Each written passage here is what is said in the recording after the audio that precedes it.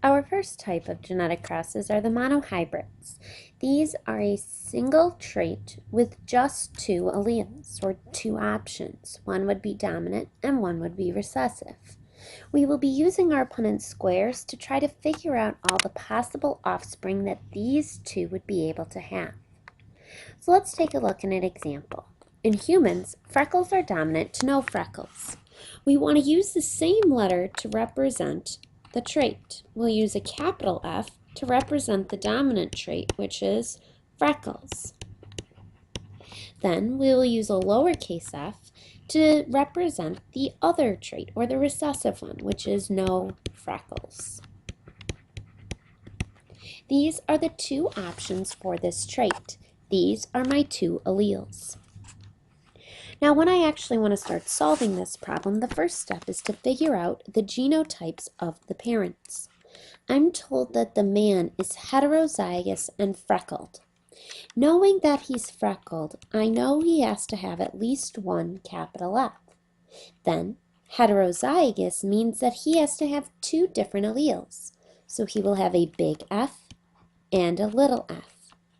I'm going to cross that with a heterozygous freckled woman.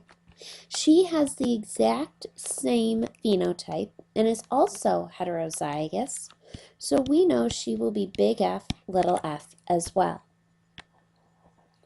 Now, what this means is that the dad can pass on a big F, or he could pass on a little f to his children.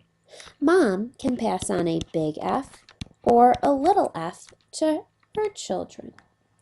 When we go to fill in the Punnett square, we're going to put these possible things they could pass on. They're possible gametes. Basically, this could be a little sperm over here. These guys would be sperm. These would be in eggs. We're going to put them along the outsides of the Punnett square. So if Dad here could pass on a big F, or Dad could pass on a little f. Mom could pass on a big F, or Mom could pass on a little f. So now we need to fill in this square.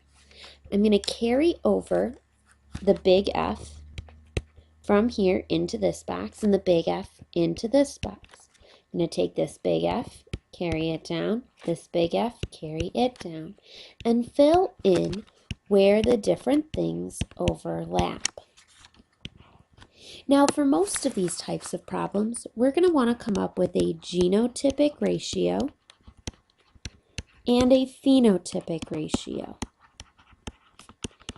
The genotypic ratio is going to show us how much of a chance you have of having the different types of genotypes.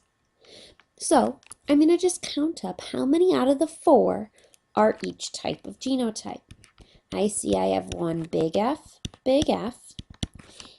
that's in relationship to 2 big F, little f's, to 1 little f.